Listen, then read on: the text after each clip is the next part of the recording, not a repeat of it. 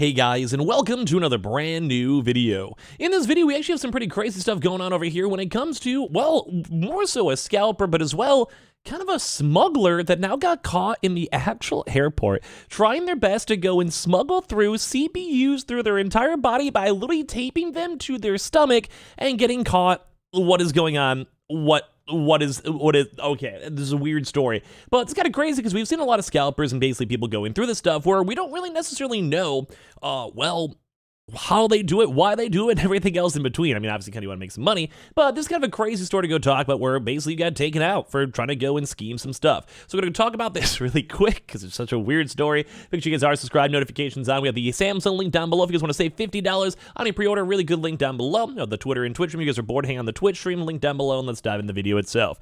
So, as you guys know, scalpers are no different when it comes to, well, trying to make money, smuggle money, scheme money. We remember even seeing on the PlayStation 5 kind of high tides, where folks were quite literally renting boats to go and load up PlayStation consoles and ship them over to China. We also had people over there too as well trying to smuggle them through cars, trying to go through borders, and everything else in between.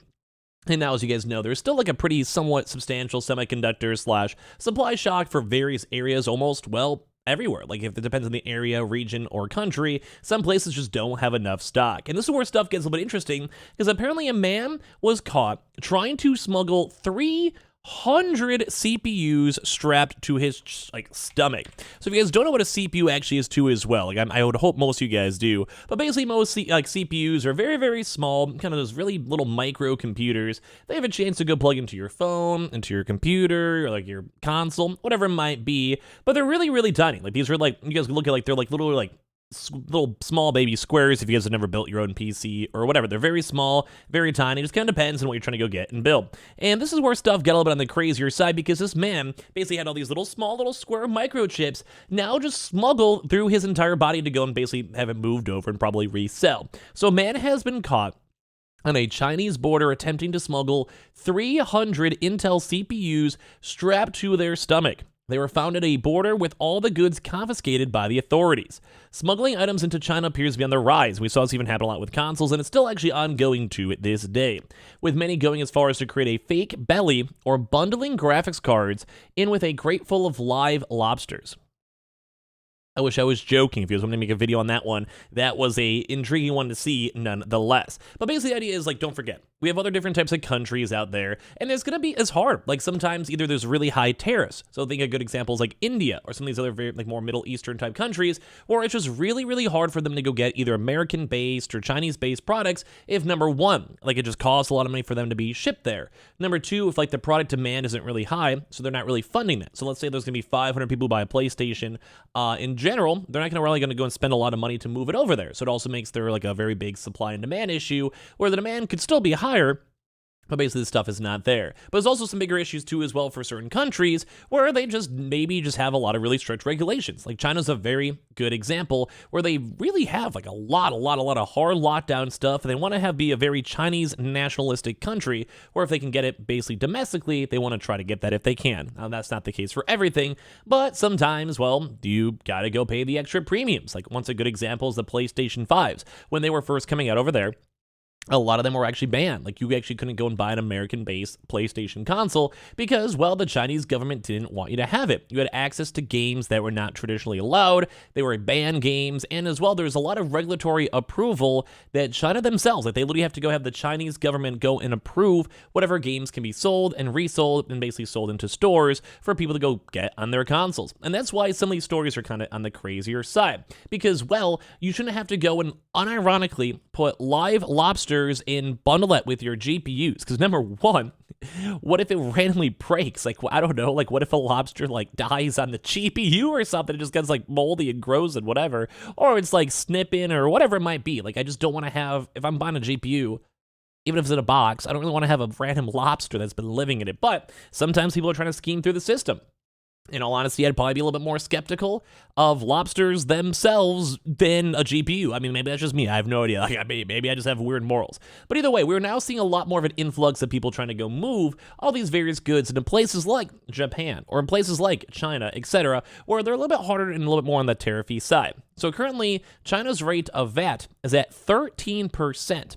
but for many prospective smugglers, traveling to a country where there are no duties, such as Hong Kong, might seem like an attractive option. And once again, like sometimes you just want to go and do like a normal traditional sale. Let's say you want to do this all like the right way, where you go and like to walk to an airport or a shipping dock, and you'd be like, yeah, I'm gonna have 300 CPUs. Well, you'll still have to pay a really, really high tax rate too as well, just because of all the tariffs and stuff involved in the Chinese economy.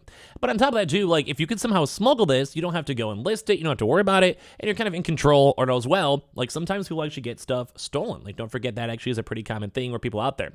So basically, despite repeatedly failed smuggling attempts, this has actually not deterred those from attempting to do so anyway. So as reported by the WCCFD Tack via the Chinese People Daily, on June 29th, a man was caught trying to smuggle over 300 CPUs from their stomach. You guys can see some of the photos on over here. And this is like, to me, crazy. I can show you guys maybe some other photos as well. But basically, this is nuts. This person is like kind of doing his own like little scheme over here, and he unironically has hundreds of these, as I showed you guys, these CPUs everywhere, hundreds of these just taped to his belly, like the random photo you guys can see. And this is why it's nuts, because they could probably, if they got through, they could probably actually resell these for a good profit. Remember, even for PlayStation 5s, people are making like $200, $300, $400 a console, and if you had 300 of those, that adds up to a pretty good penny. Even though I still think I'd end up buying one of these, knowing my luck, unlike the Chinese equivalent of eBay, and knowing my luck, it'd probably be like slimy and sweaty and probably not even be working, because knowing my luck, I would just have a horrible location for one. But yeah, there was apparently 300 Intel CPUs strapped to this guy's stomach. The man was caught at the Qingmao port inspection site, where custom officers noted that they were walking with an abnormal posture. Funny enough, following further inspection, it was discovered that a total of 306 CPUs were found strapped to his body with plastic film. An image showcases how the smuggler strapped the processors to his stomach. It also noted that additional products were fastened to his legs and back using plastic film and tape. They note that the design of the CPUs immediately, identifying them as being manufactured by Team Blue, as AMD's Ryzen 7000 series processors have a much more pronounced design with no capacitors on their rear. So basically, we are now seeing people trying their best to smuggle things into different countries. Like, there's things being smuggled all the time, don't get me wrong, but this is kind of crazier too because it's on the CPU side. And it does kind of go and show that there is still a really big demand on all these various semiconductor-based products, such as consoles. I mean, we still see and hear that consoles are being smuggled and being resold for the PlayStation Xbox, just basically the demand has kind of been met a little bit more, so it's not as bad. But to me, this is crazy that this even happened in the first place. So let me know if you guys would even try to do this and smuggle this yourselves. You guys probably shouldn't tell me in the comment section down below, because I don't want you guys getting arrested by the TSA. But make sure you guys are subscribed with the notifications on. A little bit of a quick video for this one. We have the How link down below, so make sure you guys keep on checking out the nice little phone promotions down below. We also have the Twitter and Twitch stream. If you guys are bored, swing by the Twitch stream itself, and leave a like and your thoughts and comments down below.